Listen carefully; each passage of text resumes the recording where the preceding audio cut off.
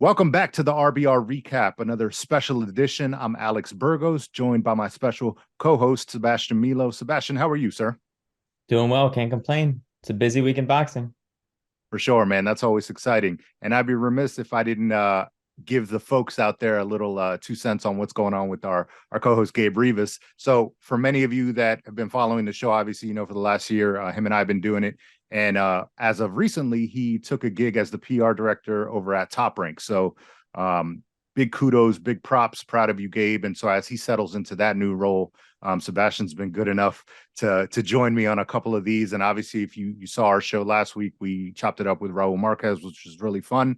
And then we hope to do a lot of stuff like this, which you'll notice today. And as you listen to the show, it's kind of not just recap of fights, but, recap of what's going on in the boxing world, looking ahead to some exciting things. And it's been really exciting having you, Sebastian, as a guest twice. And then last week also when we got together with Raul. So I appreciate you joining us. And I just want to give you the floor for a minute, too, since we didn't do it last week, but give the folks a little bit of your background and what you're up to these days.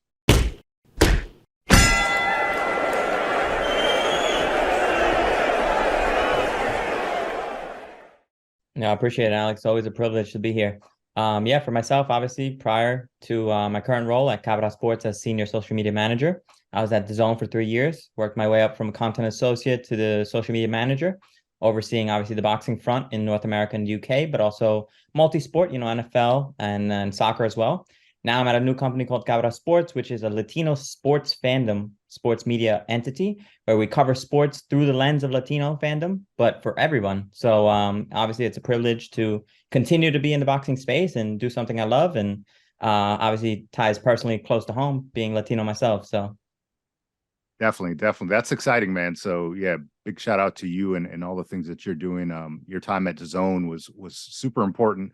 Just the way that the content rolled out, and I really loved everything that you were doing over there. And I hope to see you continue with your new venture as well. So excited to have you here, man. So let's jump right into it. So one of the things we wanted to talk about is the cash cow, the king of boxing, whatever you want to call him, Saul Canelo Alvarez. And obviously, he just recently announced that he's headed back to Mexico. Obviously, he's been linked to one John Ryder, who sprung the mild upset, I'd say, in his last outing against Daniel Jacobs. And so that's been a name thrown around. And, apparently they're in discussions and finalizing a deal for him to face Ryder in Mexico. So let's jump right into it. Obviously, Canelo is comfortable, happy working with Matchroom. And I think that's a good fight. And honestly, Gabe and I discussed that a year ago, which I think some people laughed at, when they were like, what's next for John Ryder? If the chips, fall where they may, which they end up doing, Canelo took a loss and, these other things, Ryder still banking off that win. This makes sense as maybe a fight, maybe even if Canelo would have gone to the UK or is now a homecoming fight. So what do you think of this fight? And I'll just drop my 2 cents before I kick it to you, but I think he's earned something like this. So let's not, fans on the outside being, oh, he's not fighting, Bivol or look, he's been on a hell of a run.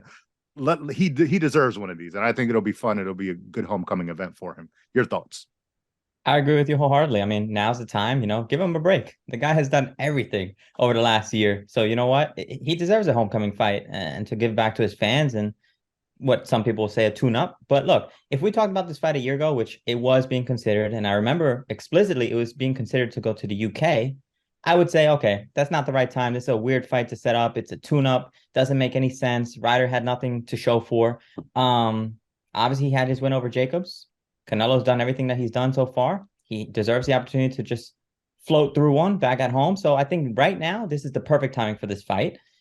Look, if I look at it from a direct perspective, fight to fight, like Ryder versus Canelo, yeah, there are some things that turn me off on this one. Obviously, if you look at the range of Canelo's opponents, and compare the resume with Ryder lost to all of previous Canelo opponents, to Callum Smith, Rocky Fielding, and Billy Joe Saunders. So direct comparison, probably not the best fight to make, but you know what? I think it's more the nostalgia of this fight. Returning to Mexico, probably, in my opinion, one of the biggest homecoming returns since Chavez in '93 against Greg Haugen. So you know what? Credit to Canelo. I'm happy he's returning home, and it's just going to be a great atmosphere and a good one for the fans to go back to Guadalajara at allegedly the Estadio Jalisco. So I'm excited for it, honestly. Yeah, and I will say in Ryder's defense, okay, he got the win over Jacobs, but you could argue that he got the victory over Callum Smith, that he True. should have won that fight. So what have you done for me lately? Which is like the quintessential, phrase in boxing. And that's how, even if you don't think of it that way, that's how fans act. What have you done for me lately? And so, lately Ryder's been, on the up and up. And so again, putting it into perspective, it is a homecoming fight. It is something set up for Canelo to shine, but no more so than Avni Yildirim. And, I think he'll put up a better fight than that. So, you know, I think he's earned it, and it's fair. It'll be a big event, and I think the fans deserve it. And I think also the fighters deserve it. Ryder deserves the big payday, and then Canelo deserves that kind of like riding in on his horse homecoming type fight. Exactly. And to your point, credit to Ryder. I mean, we can't overlook him either. I mean, he is the WBO. He has the secondary title over there, the interim title. So, he is technically a title holder, and he's coming off that win off Jacobs. So the timing is right for him. And to his point, yeah, he deserves it. You know what? When you can get, as Canelo says, payday, why wouldn't you do that? Right. Yeah. Even though Demetrius Andre is probably punching the wall somewhere. Oh, yeah. Shout out to Boo Boo. We like you, man. But so transitioning now from Canelo to a fight that's actually on the books in a few weeks. A guy that had Canelo on his mind and maybe still does, Zurdo Ramirez, coming off the first loss of his career against Dimitri Bivol. He's taking on probably a surprise opponent for a lot of people, because we thought he was out the door and officially retired pretty much in Gabriel Rosado. But the quintessential fighter, quintessential tough Philly guy, obviously passed it a little bit, but he's had his moments even when we thought, okay, this is it, it's enough. I personally have mixed feelings, and I know we kind of were talking off camera. I think you do as well, but I want to kick it to you to see what your thoughts are on this fight as a comeback for Zurdo, and then just in terms of Gabe Rosado's legacy and just his longevity. Is this really a good idea for him to be getting in there with Zurdo? Yeah, like you said, mixed feelings. I mean, first and foremost, obviously, Rosado, we all know he will never pass up an opportunity. He'll never say no to anyone. Obviously, go back to his Triple G days, Charlo days. He'll take on anyone and everyone, no matter what, even if he's the underdog, which he is in almost every fight. This one is no different. However, it does concern me, his age, coming off 3 straight losses. He's 37. He was considering walking away the last couple fights, and now he's going in against a guy who is a light heavyweight. Some can argue is probably even bigger than a light heavyweight. Rosado, 168, but probably more so a natural middleweight. I mean, it's just a weird matchup. And to me, it scares me a little bit. It worries me for Rosado. I know he's tough. He'll always go out on the shield, but after 3 straight losses and at this age, when is enough? When should you walk away? Is it too much? And that's my concern right now. On the flip side with Zurdo, yeah, I'm sure it's going to be a good fight. Anytime you get Mexico versus Puerto Rico in there, it's a good, I don't want to say tune-up, but a comeback fight for Zurdo. So it's going to be exciting, but it also worries me a bit, and especially on Rosado's side. Yeah, the humanity aspect of it. A lot of times it gets lost in the shuffle when you're just a fan saying, "Oh, this is a garbage fight," or no. Well, let's look at it, under that lens. I think it's fair to do so. I think Golden Boy is setting up Zurdo for a return in a positive way for him, and it's kind of the deck is stacked against Rosado, and I think you hit the nail on the head. It's like, when is enough? Zurdo, 2 fights ago came in as a heavyweight. I remember, like 237. You know what I mean? Like, Rosado is just not that big. He's not that guy. It doesn't matter, what he did to the bully, with that knockout. I would really like to see him kind of go off in the sunset and do other things. I mean, he's been in Creed. He's got some acting chops. I mean, he speaks well. He can do some commentating. I think there's other avenues for him to explore, I would hope. As opposed, but like I said at the beginning, he's just that quintessential fighter. It just seems like that spirit is not going to walk away or leave him anytime soon. And so, yeah, you put a challenge in front of him like this, he's probably like, hell yeah, sign me up. Where do I sign? Yeah, to your point, that's probably the part that drew him in most. And you know what? It draws us in too. Let's be real, because anytime we see Rosado going in against a heavy favorite, him being the underdog, it's going to be a good show. I mean, you just know it. You never know, like what you said, what he did against Bektemir Melikuziev. We might see that this time around, because everyone's counting him out. Everyone's already siding with Zurdo. So Right. you just don't know that mentality. Yeah, so that'll be one to keep an eye on. That's March 18th, like I said, in a few weeks. And then right after that, we got to jump into one that's going to be exciting as well. We briefly discussed it with Raul Marquez last week, but I'm licking my chops. I'm super excited about this one. Officially, of what's on the books, this one excites me the most. And David Benavidez versus Caleb Plant. A lot of history back and forth, just beef, bad blood, endless amounts of social media back and forth. This one really excites me. So that's going to be March 25th on Showtime pay-per-view. Let's dig in a little bit more to this one before we actually, either preview or recap it after the fight. But Sebastian, what are your thoughts on this one? What you're seeing from both men, and just like, how this is going to play out? What are your thoughts? I'm excited on this one. I mean, I see a lot of legit animosity towards each other. Fun mind games too, right? Like it was really funny to see what Plant was doing with buying the domain and selling the merchandise, buying the Benavides domain. Um, right now, I think the buildup has been great. I think Plant is winning on the mind games right now, leading up to this. I think he's in Benavides' head, but on the flip side, it's nice to finally see Benavides in there with a top 10 super middleweight, and a lot of it is not his own fault, obviously. A lot of people just didn't want to fight him. What was the reward if he didn't have the title, things like that. Obviously Right. he's had his ups and downs with some of those issues, whether it was weight or with, the substance stuff. But this is a great build-up fight, and you know what? It's gonna be a great fight nonetheless. Yeah, I agree.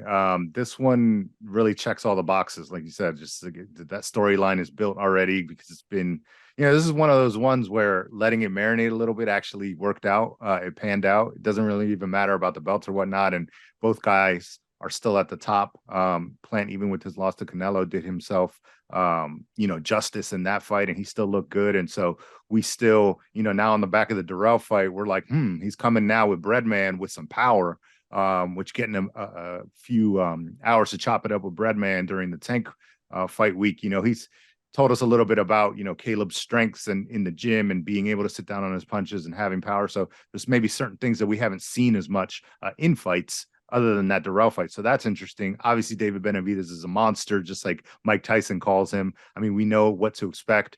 An ambush, just coming forward. And so will Caleb be able to take that pressure is what I'm kind of like curious about. But it's interesting, man. I'm not going to put my prediction out there quite yet, but I could see it going either way, 50-50. And it's just going to be exciting to see as this stuff kind of rolls down the pipeline, more trash talk and all that stuff. March 25th for real can't come soon enough. No, I agree with you. I mean, can't really give a prediction on it, but obviously for Plant coming off that emphatic win, ninth round KO over Durrell, I mean, that's a confidence booster, and he's got the skills to pay the bills into a fight like this. But to have the confidence now coming off, a win after that loss, it just sets it up for a much better fight than what we anticipated beforehand. So yeah, it's gonna be great. Most definitely. Yeah. And I will say, I think if he's able to stay in the pocket a little bit more, not expend a lot of energy, boxing on the back foot as much like he did against Canelo, because I thought he did well. Obviously, Yeah. his reflexes are top notch, but if he's not expending so much energy moving and is able to make Benavidez miss still within the pocket, that bodes well for him. So, is Benavidez just going in there swinging for the fences, tiring himself out? That might be interesting to watch. So as that rolls along and comes a little closer to that date, we'll break that one down, and then obviously with the recap of that fight as well. So look out for that.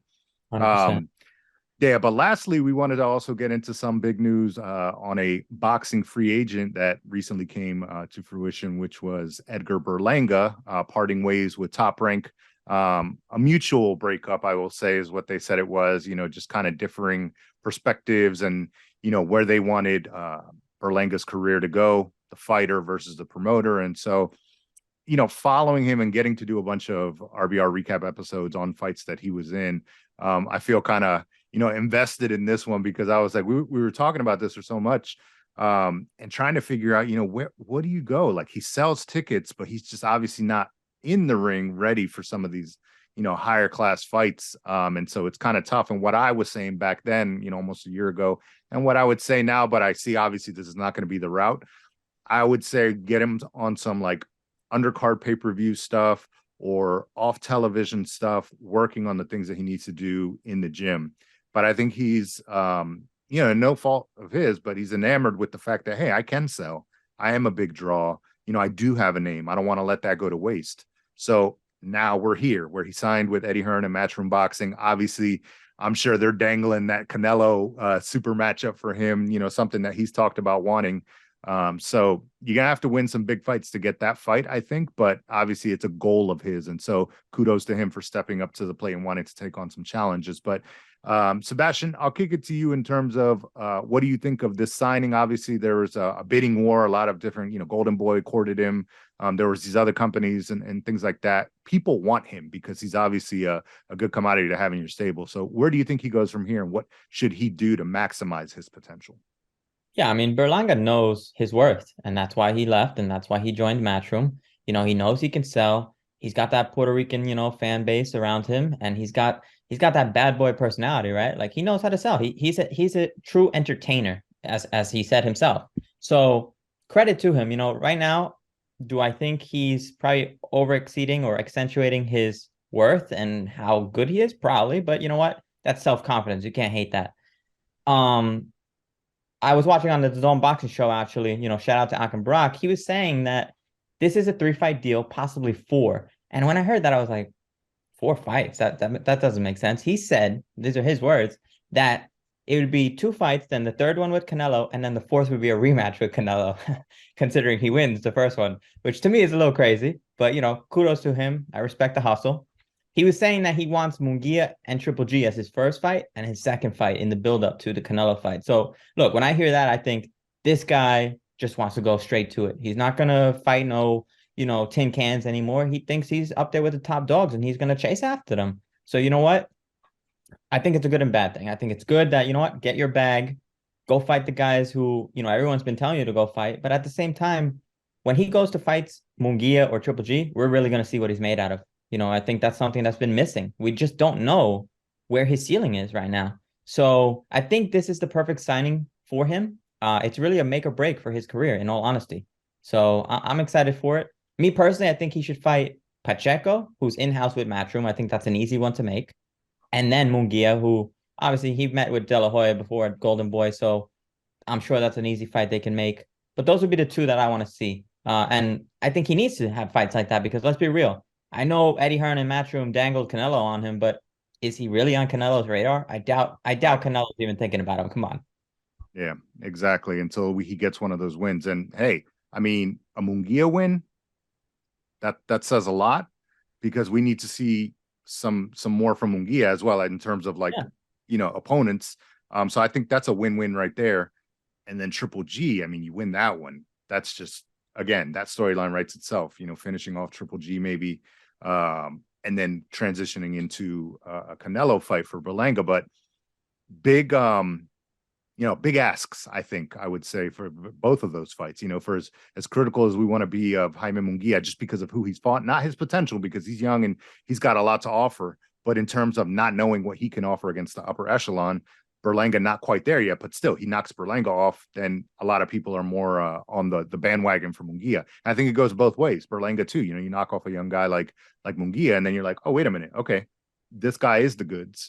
He's maybe what we thought he was before, because I think he's suffering from that knockout streak. And, for as much fanfare and credit he got for that, he lost a lot of maybe the basics, and just he needs to kind of go back to that. And that's why I thought maybe getting some rounds and undercard stuff would be good for him. But just yeah, it's going to be interesting to see. I mean, he's going to have to get a win against someone notable and do it fast, especially if we're on that track that you just discussed, that he said 3 fights, possibly 4. We're talking about, some pretty big names in Munguia, Triple G, and Canelo. So it'll be interesting to see, from Top Rank's perspective too. They probably made a good deal because, a good decision, just because they were probably like, we're not going to throw you in there. It's not going to make sense.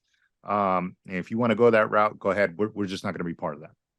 Exactly. And talking about Munguia, Berlanga, like if I think truly who needs it more, Berlanga needs it more. People forget Munguia was a world champion, so Berlanga, I mean, hasn't really done much yet. I mean, what's his biggest win? Steve Rolls. So yeah, to your point, he needs better bodies in front of him. And a fight against Munguia, a fight against Triple G, a fight against Pacheco, any of those is something at least that it will show who he really is. And And yeah, maybe put him on Canelo's radar. We'll see. Yeah, for sure. Canelo's got to handle some business first against John Ryder. So it's good chopping it up about all that stuff. And we'll obviously keep a keen eye on the two fights that we mentioned that are coming up in March. And then when, Canelo officially gets announced, and then what happens with Edgar Berlanga. So a lot of exciting stuff coming down the pipeline. And we'll obviously be back to chop it up about that. But Sebastian, I appreciate you joining us, and we'll be back soon. Likewise, always a pleasure. Thank you for listening to the RBR Recap. Make sure to follow us on social media at RBR Recap and visit RBRRecap.com for the latest episodes.